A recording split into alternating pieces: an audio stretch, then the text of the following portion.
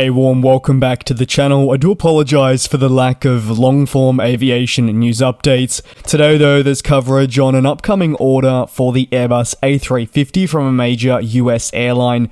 Focus shifts upwards towards Canada with none other than Air Canada, and then we move to Asia with Thai Airways expanding its route network. But let me begin with no doubt what is going to be the headline story. Delta is closing in on a significant aircraft order with Airbus for wide-body planes. It has been a long time in the making as the carrier continues to streamline. Once completed, an order will represent a significant investment in the next generation of the fleet as the airline leverages the updated technology to its advantage. A deal reportedly includes dozens of Airbus A350-1000s, which would mark the first time the company has committed to the high-capacity aircraft. Delta already flies the Airbus A350-900. However, there have been solid calls towards the airline to order the A350-1000, with the high capacity viewed as ideal for Delta's long-term operation. Now, after much speculation and discussion, it would appear per sources of Reuters that the company is edging closer to securing that deal with the European plane maker. According to Reuters sources, such a deal could actually be announced before the conclusion of this week, as the company gears up to publish its latest results. However, this is yet to be confirmed by either Airbus or Delta. A commitment to the A350-1000 continues a shift from the major US carrier towards Airbus. While yes, a deal was recently placed for the 737 MAX and by no means can be ignored. Away from this, it has predominantly been for Airbus-produced planes.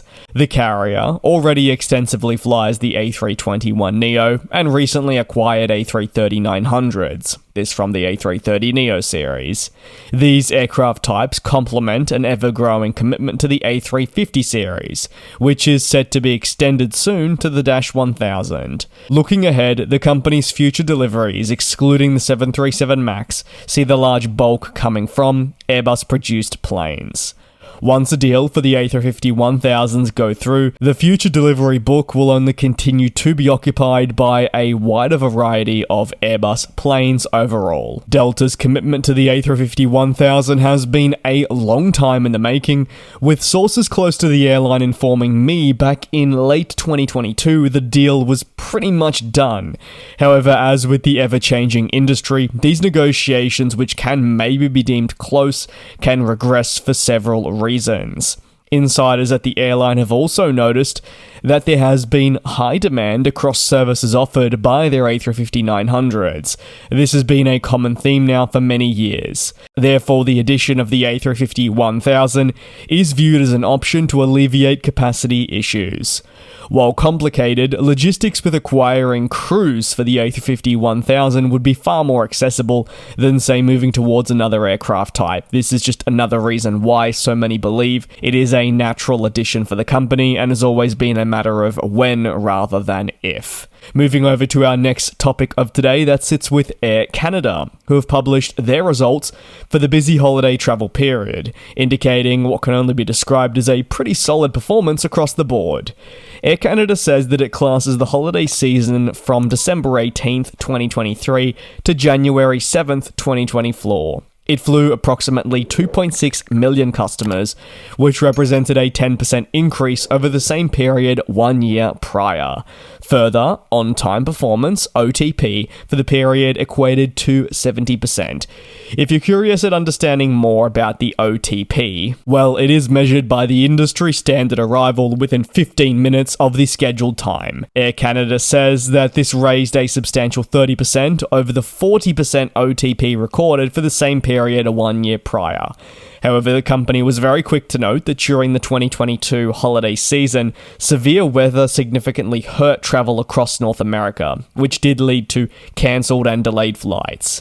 Now on to mishandled and delayed bags. This dropped by 58% compared to 1 year prior, which saw baggage success handling rates rise to 98.6%. This increase meant that more people were able to collect their luggage at the end of their journey, but I would argue that this should be industry standard and not necessarily something that is to be applauded.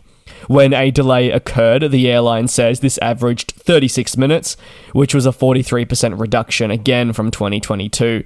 I've got to say though, a lot of these numbers are skewed as 2022 was plagued with a winter storm that broke records and hampered operations. And while this is always subject to happen during a holiday season, this was a record-breaking storm that therefore significantly impacted their numbers, so the increases based on maybe normal operations wouldn't be as substantial. Air Canada went on to say that during the holiday period, it was also able to improve its schedule, which was optimally designed to allow for ground time and better connections with customers than before. Additionally, based on pre-pandemic numbers, it has exceeded those staffing levels. The hiring of more employees comes as demand we know returned far quicker than initially expected, and was a direct response for many airlines, to be honest, who got rid of so many staff during the height of the pandemic and then were left scrambling. On to the final story of today, that sits with Thai Airways, who have announced that from March 31st, 2024, they will return to Perth, Australia. The airline will offer daily flights between Bangkok and Perth. It will therefore offer a fantastic connection between the two locations once more. A return towards Perth, Australia continues with Thai Airways' general rebuild of its global network, following a host of struggles felt across recent history. The carrier's operations ultimately took a big hit with global restrictions. However, at the same time, the airline was undergoing a significant restructuring program for bankruptcy debt. Slowly but surely, the airline has returned more aircraft to service, while also changing how it operates daily to streamline and ensure that it can be profitable. Fleet data indicates that Thai Airways has 61 aircraft in service, with 6 units listed as parked. The airline's average fleet age is 9.4 years, and this is ultimately something that has considerably reduced following fleet retirements.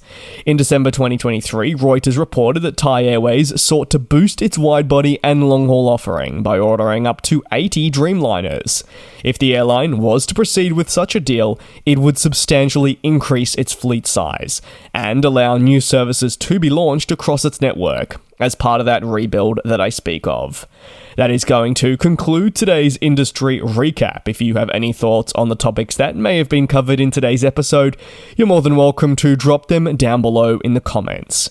As always, your support here on the channel is thoroughly appreciated. I hope you are taking care and being safe, and enjoying as best as you can the start to the new year. I will see you same place, same time for another industry recap, providing there's not any emergency updates involving the Boeing 737-9. But the way that story has been unfolding, who really knows? Just know that on my end, there are 2 more aviation recaps that have been waiting to be published for now over a week, but simply can't go live because of the 737-9 developments. Thanks a lot for your support. Take care. I'll see you next time. And we'll fly.